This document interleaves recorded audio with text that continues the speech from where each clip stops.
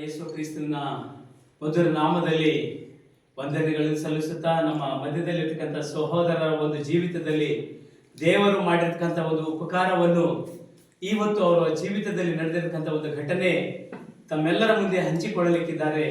ತಾವು ದಯಮಾಡಿ ಶಾಂತ ರೀತಿಯಿಂದ ಸಹೋದರರ ಒಂದು ಜೀವಿತದ ಸಾಕ್ಷಿಯನ್ನು ಕೇಳಬೇಕಂತ ಹೇಳಿ ಕೇಳುತ್ತೇನೆ. ಬ್ರದರ್, ತಮ್ಮ ಜೀವಿತದ ಒಂದು ಸಾಕ್ಷಿಯನ್ನು ಕೇಳಿರಿ. ಮುಂಜಾನೆ ಹೊತ್ತಿಗೆ ಮಲ್ಕಿದ್ದಾಗ ಒಂದು ದುರ್ಘಟನೆ ನಡೀತು. ಅದು ಏನಂದ್ರೆ ಮಗದುರಾಗ ಮ್ಯಾಗಿಂದು ಕೆಳಗೆ ಬಿದ್ದನು ನಿಂತಿಗೊಂಡಾಗಿ. ಏನು ಅದೇ ಸೈತಾನ ಆಟ ಇತ್ತು, ಏನೋ ಗೊತ್ತಿಲ್ಲ. ಬೀಳ್ಬೇಕಾದ್ರೆ ಮಗನಿಗೆ एकदम ಉಲ್ಟಿ ಅನ್ನಿಸ್ತು. एकदम ಸೀರಿಯಸ್ ಮ್ಯಾಟರ್. ಹಾಸ್ಪಿಟಲ್ಗೆ ಹೋಗಿದ್ರೆ एकदम ಸೀರಿಯಸ್ ಅದ, ಮುಂದಕ್ಕೆ ಹೋಯ್ರಿ, ಜಲ್ದಿ ಹೋಯ್ರಿ, ಟೈಮ್ ಇಲ್ಲ ಹಂಗೆ डॉक्टर ಹೇಳಿದ್ರು, ರಿಪೋर्ट ಮಾಡಿ. मैं उधर नाम खाली ना यीशु मसीह के ऊपर बहुत भरोसा है, इसलिए यीशु मसीह के ऊपर हम लोग ध्यान दें. कितना भी कुछ भी होते हम लोग हॉस्पिटल में कुछ भी मतलब डॉक्टर लोग को ध्यान नहीं दिए, लेकिन मेरे यीशु मसीह के ऊपर बहुत ध्यान दिया. लेकिन हालेलुया ಸ್ತೋತ್ರ. ನೀವೇ ನೋಡ್ರಿ, ನೀನೇ ನಮಗೆ ಹುಟ್ಟಿಸಿದ, ನೀನೇ ನೋಡಂತ ಪ್ರಾರ್ಥನೆ ಮಾಡಿದ್ರೆ ನಮ್ಮ ಮಗನ ಮೇಲೆ ಕೈ ಇಕ್ಕಿ. ಹಾಗೆ ಬಾಬರಿಗೆ ಭೀ ಅದೇ ಟೈಮ್ನಾಗ ಫೋನ್ ಹಚ್ಚಿದ್ದೀವಿ. ಏನೂ ಇಲ್ಲ, ಅರ್ಧ ಗಂಟೆದಾಗ ನಿಮ್ಮ ಮಗ ಮಾತಾಡ್ತಾನೆ ನೋಡ್ರಿ ಅಂದ್ರೆ. ಅರ್ಧ ಗಂಟೆದಾಗ ನಮ್ಮ ಮಗ ಇನ್ನು ಹಾಸ್ಪಿಟಲ್ಗೆ ಭೀ ನಾವು ಹೋಗಿದ್ವಿ.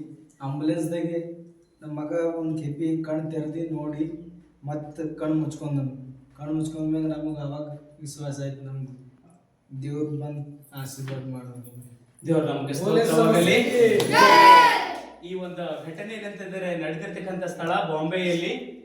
ಪ್ರಿಯ ಸಹೋದರರು ತನ್ನ 2 ಮಕ್ಕಳ ಒಟ್ಟಿಗೆ ಕುಟುಂಬದಲ್ಲಿ ಕೆಲಸಕ್ಕಾಗಿ ಬಾಂಬೆಗೆ ಹೋಗಿ ಅಲ್ಲಿ ಕೆಲಸ ಮಾಡುತ್ತಿರುವಾಗ ಆ ಒಂದು ಪುಟ್ಟ ಮಗು ಒಂದು ಮಹಡಿಯ ಮೇಲಿಂದ ಕೆಳಗಡೆ ಬಿದ್ದಿರುವಾಗ, ಯಾವುದೇ ಒಂದು ಪ್ರಜ್ಞೆ ಇಲ್ಲದೆ ಇರುವಾಗ ಅಂಕಲ್ ಅವರಿಗೆ ಪ್ರಾರ್ಥನೆ ಮಾಡಿ, ನನಗಿರ್ತಕ್ಕಂಥ ಒಬ್ಬ ಮಗನು ಅದನ್ನು ಕಳೆದುಕೊಳ್ಳತಕ್ಕಂಥ ಸ್ಥಿತಿಯಲ್ಲಿ ನಾನಿದ್ದೇನೆ, ನನಗೆ ಹೇಗಾದ್ರೂ ಮಾಡಿ ದೇವರನ್ನು ಪ್ರಾರ್ಥಿಸಿರಿ ಅಂತೇಳಿ ಪ್ರಾರ್ಥನೆ ಮನವಿಯನ್ನು ಕಳಿಸಿರುವಾಗ ಪ್ರಾರ್ಥನೆ ಮಾಡಿ ಅಜ್ಜನವರು ಹೇಳಿದ್ರು, ನಿನ್ ಮಗನು 5 ನಿಮಿಷದಲ್ಲಿ ಮಾತಾಡ್ತಾನ, ಒಂದು 5 ನಿಮಿಷ ವೇಟ್ ಮಾಡಿ ಅಂತ ಹೇಳಿ. ಅಜ್ಜ ಇರೋದು ಮರ್ಕುಂದ ಗ್ರಾಮ, ಬೀದರ್ ಡಿಸ್ಟ್ರಿಕ್ಟ್ ನಲ್ಲಿ, ಬ್ರದರ್ ಇರೋದು ಬಾಂಬೆ ಸಿಟಿಯಲ್ಲಿ. ಆದ್ರೆ ಪ್ರಾರ್ಥನೆ ಮೂಲಕವಾಗಿ ಪ್ರಾರ್ಥನೆ ಮಾಡಿ ಫೋನಿನಲ್ಲಿ ಮಾಡಿರುವಾಗ ವಿತಿನ್ 5 ನಿಮಿಷದಲ್ಲಿ ಮಗನು, ಪ್ರಜ್ಞೆ ಇಲ್ಲದಂತ ಮಗನು ಪ್ರಜ್ಞೆಯನ್ನು ಬಂದು ಅಮಾಯನು ಕೂಗಿರುವಾಗ ದೇವರಿಗೆ ಅವರು ಮಹಿಮೆಯನ್ನು ಸಲ್ಲಿಸತಕ್ಕಂಥವರಾಗಿದ್ದಾರೆ.